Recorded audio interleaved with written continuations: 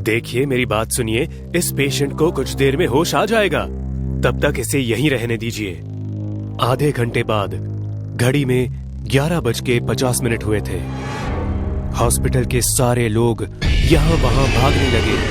कोई भागते भागते गिर रहा है तो कोई एक दूसरे से टकरा रहा है। पूरे हॉस्पिटल में भगदड़ मच जाती है। भागो, यहाँ से जल्दी भागो, भाग जाओ यहाँ से, जल्दी भागो। 12 बजने से पहले ही हॉस्पिटल सुनसान हो गया। घड़ी में 12 बजते ही मुर्दाघर का दरवाजा अपने आप खुलता है। किसी के चलने की आवाज आती है। मुर्दाघर से एक चुड़ैल बाहर आती है, जिसके बाल बिखरे हुए हैं और जिसने सफेद कपड़े पहन रखे हैं। चुड़ैल नीचे झुक के जमीन को सूंघने लगती है। यहाँ एक वार्ड में जो पेशेंट बेहोश था, उसे होश आ जाता है। अरे सब लोग कहाँ चले गए? अरे कोई है क्या यहाँ? तभी पेशेंट को किसी के चलने की आवाज आती है। दरवाजा अपने आप पटकने लगता है। पेशेंट का बेड अपने आप हिलने लगता है, मानो बेड भी डर से कांप रहा हो। ये देखकर पेशेंट भी डर गया। कौन है यहाँ? अरे ये बेड अपने आप चल कैसे रहा है? कोई बचाओ मुझे कोई।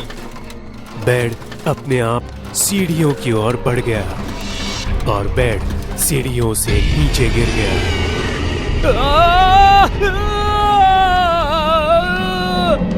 उस पेशेंट को बहुत चोट आई थी। वो दर्द से करहा रहा था कि पीछे बेड हिलने लगा और उस हिलते हुए बेड से डरकर पेशेंट भागने लगा। वो दौड़ रहा था और बेड उसका पीछा कर रहा था। अरे बचाओ, ये मुझे मार देगा, बचाओ मुझे। जैसे ही वो सामने देखता है, सफेद कपड़े में चुड़ैल खड़ी होती है। चुड़ैल को देखकर डर के मारे वो गिर जाता है और पीछे की ओर देखने लगता है। मुझे मत मारो, मुझे जाने दो। पेशेंट भागने की कोशिश करता है। चुड़ैल कूद के उसका पैर पकड़ लेती है। पेशेंट को घसीटते हुए मुर्दाघर के अंदर ले जाती है वो, और फिर उस पेशेंट की जोर से चिल्लाने की आवाज आती है।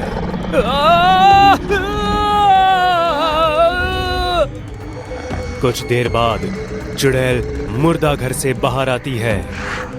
उसका मुंह खून से सना होता है और वो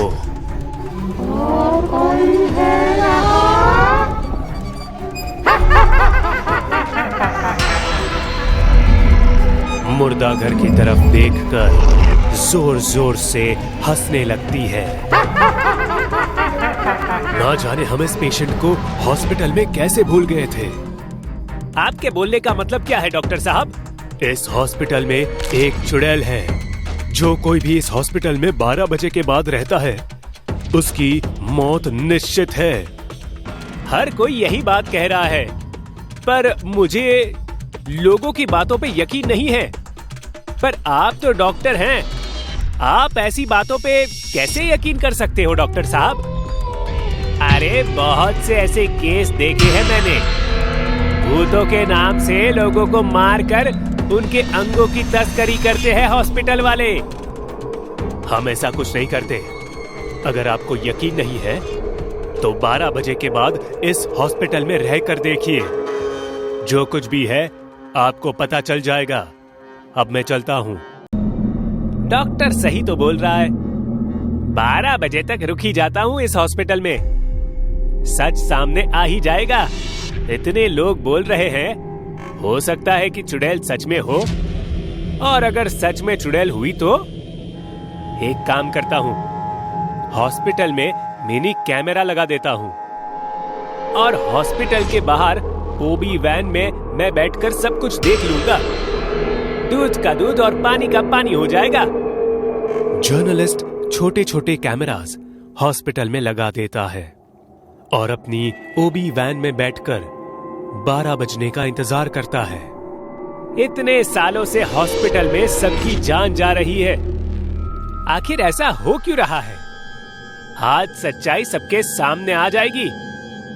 जो भी सच हो, इस सच को सबके सामने लाने के लिए मेरा प्रमोशन पक्का है।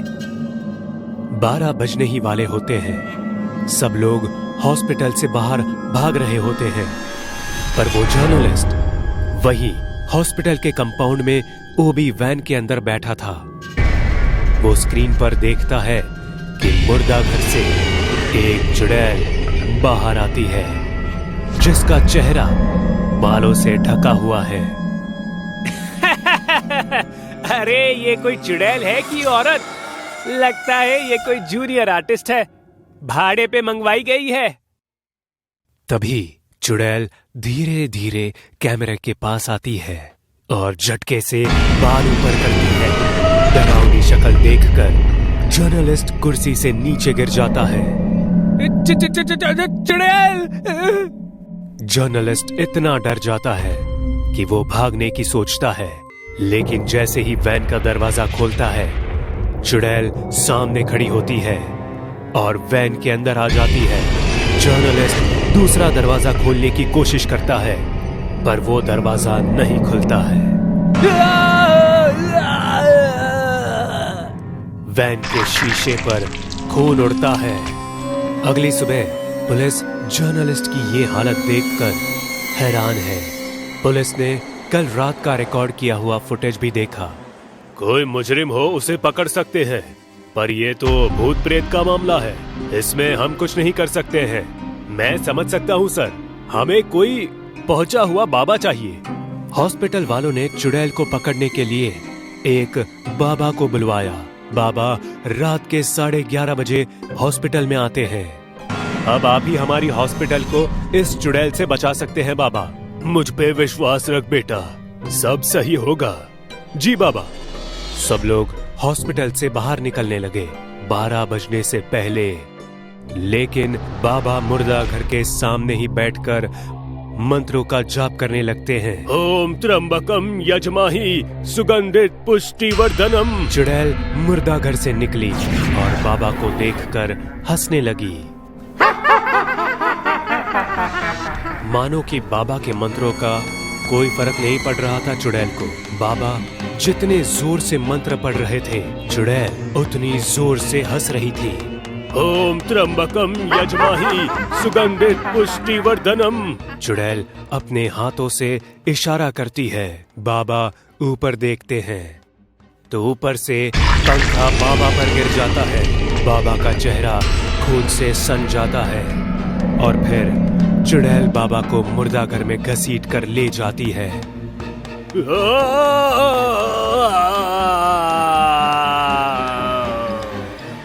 बाकियों की तरह चुड़ैल ने बाबा को भी अपना शिकार बना दिया। अब हॉस्पिटल वालों को एक बात समझ आ गई कि चुड़ैल हॉस्पिटल से नहीं जाएगी। उन्हें ही 12 बजे से पहले हॉस्पिटल खाली करना होगा, वरना वो अपनी मौत के जिम्मेदार खुद होंगे।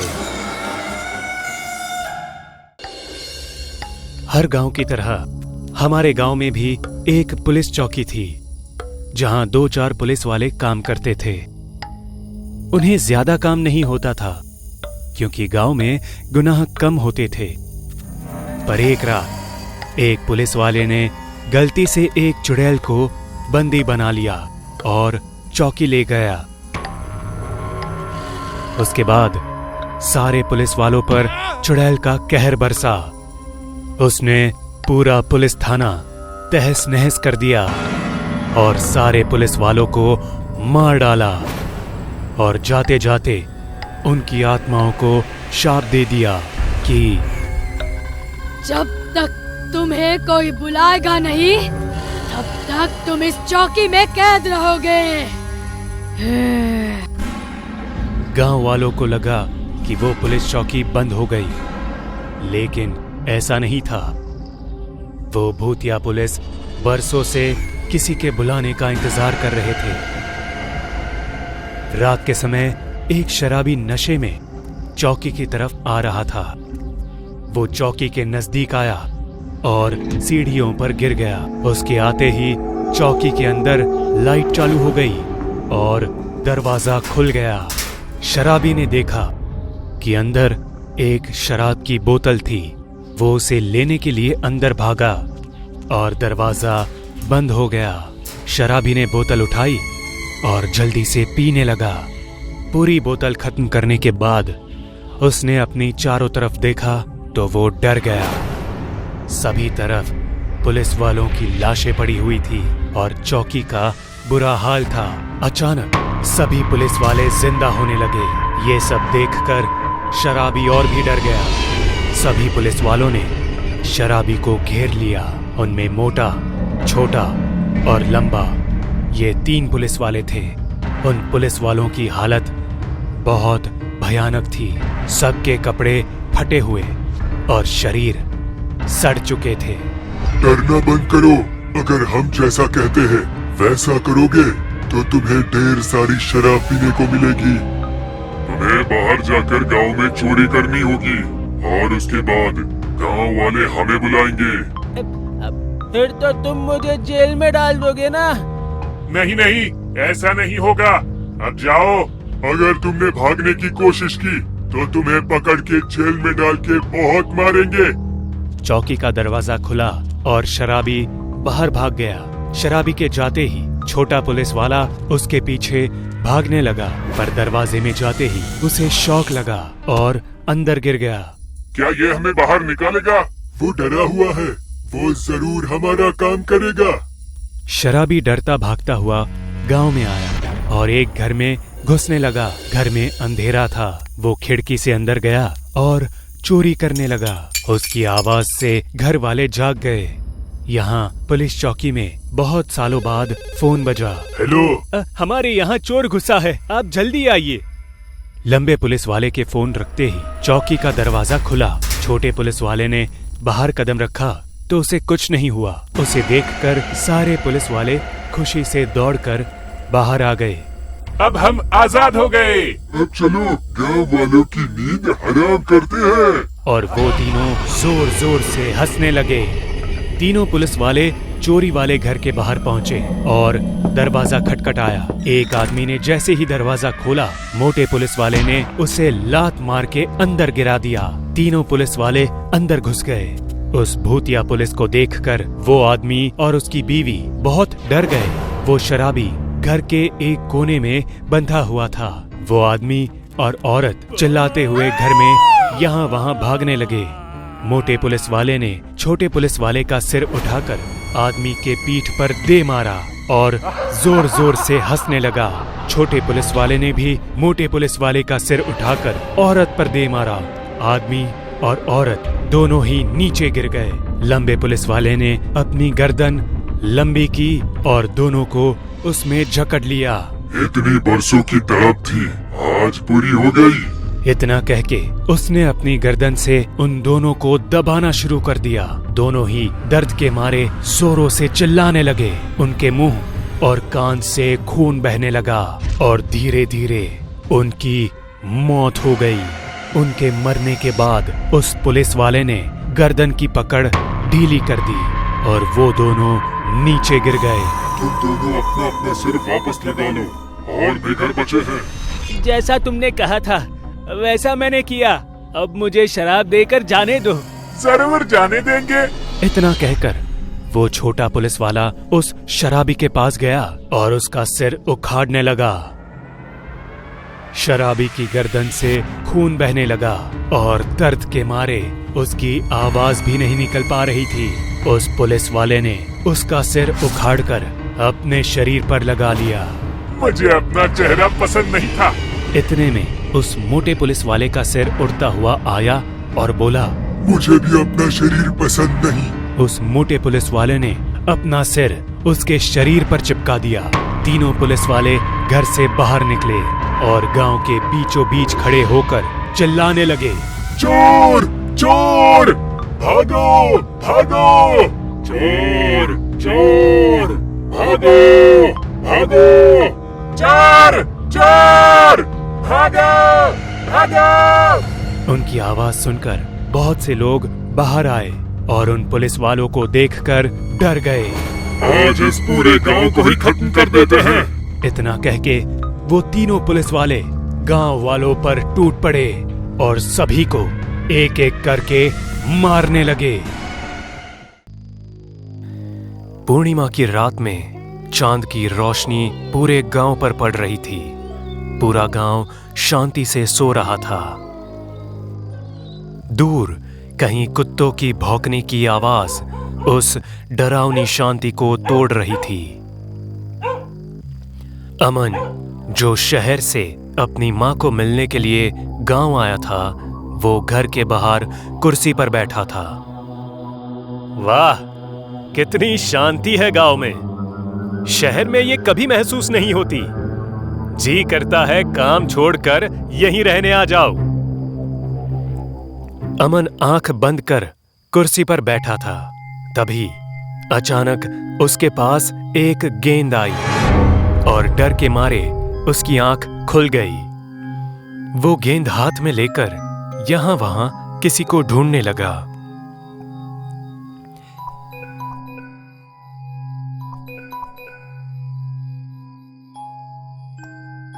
इतनी रात को कौन खेल रहा है इस गेंद से? अमन वापस घर के अंदर जाने लगा। तभी उसे पीछे से किसी की आहट सुनाई दी।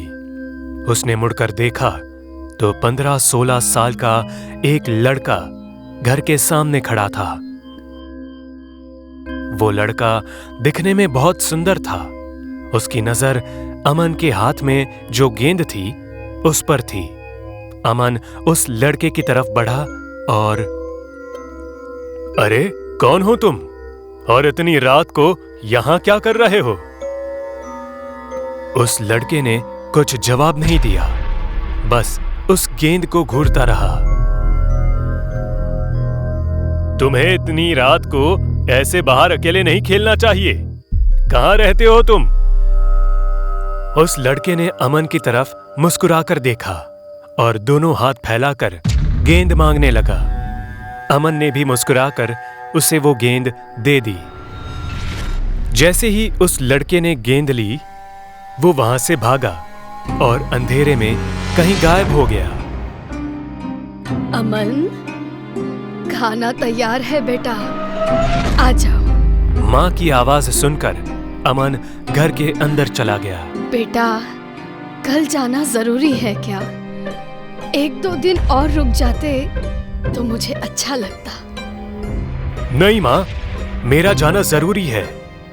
बहुत सारा काम बाकी है। सुबह जल्दी उठकर चला जाऊंगा। तभी अमन को उसके बॉस का फोन आता है। Hello sir. अमन, एक अर्जेंट काम आ गया है। तुम्हें कल ही ऑफिस आना होगा। मां, एक बुरी खबर है। मुझे आज रात को ही निकलना होगा। खाना खा के चला जाऊंगा। नहीं, बिल्कुल नहीं। चाहे तो तू कल सुबह निकल जाना, पर आज रात को नहीं। पर क्यों मां? बेटा, आज पूर्णिमा की आखिरी रात है और आज रात वो चुड़ैल माँ बेटे बाहर घूमते हैं। हर पूर्णिमा की आखिरी रात को एक इंसान गांव से गायब हो जाता है। इसलिए अंधेरा होते ही घर के बाहर कोई नहीं निकलता। आज मत जा बेटा। ऐसा कुछ नहीं होता मां। बेटा, ये सच है। कुछ दिन पहले तुम्हारा दोस्त राम जी ऐसे ही गायब हो गया था। किसी को कुछ पता नहीं लगा कि अब वो कहाँ है। मेरी बात मान ले बेटा, आज नहीं कल सुबह चले जाना। हाँ? मुझे कुछ नहीं होगा मां, तुम चिंता मत करो। मां की बात को अनसुना करके अमन रात को ही शहर जाने के लिए निकल पड़ा। बस स्टॉप पास में ही होने के कारण उसने चल के जाने का फैसला किया। अमन सुनसान रास्ते पर अकेला ही डर डर के चल रहा था। अमन बस स्टॉप पर पहुंचते ही एक लकड़ी की बेंच पर बैठ गया। दूर दूर तक कोई इंसान नजर नहीं आ रहा था। वो घबराते हुए बस का इंतजार करने लगा। तभी अचानक अमन को पीछे झाड़ियों में कुछ हलचल सुनाई दी। वो बहुत डर गया। कौन है? कौन है वहां? बाहर आओ। झाड़ियों में से वो छोटा लड़का हाथ में एक बक्सा लेकर बाहर आया और बेंच पर बैठ गया। तुम तो वही हो ना? वहां क्या कर रहे थे? मेरी गेंद वहां चली गई थी, इसलिए मैं वहां गया था। आइए, बैठिए यहाँ। अमन उसके बगल में जाकर बैठ गया। तुम अकेले हो या कोई है तुम्हारे साथ? मेरी माँ मेरे साथ थी, पर वो मेरे लिए और खिलौने लाने गई है। कहां? पता नहीं। अमन को समझ नहीं आ रहा था कि वो क्या करे। छोटा लड़का उसके बक्से को आगे करके बोलता है, आप मेरे खिलौने देखोगे? ये रहे, बहुत सारे हैं। बक्से में कई प्रकार के इंसानों के पुतले थे। लड़का एक एक करके अमन को दिखा रहा था। अमन ने एक पुतला उठाया और बोला, अरे ये पुतला तो बिल्कुल मेरे दोस्त राम जी की तरह दिखता है, जो कुछ दिन पहले गांव से गायब हो गया था। ये तुम्हें कहां से मिला? पता नहीं, मेरी माँ कुछ दिन पहले ही इसे गांव से लेकर आई थी। अमन डर के मारे सोच में पड़ गया।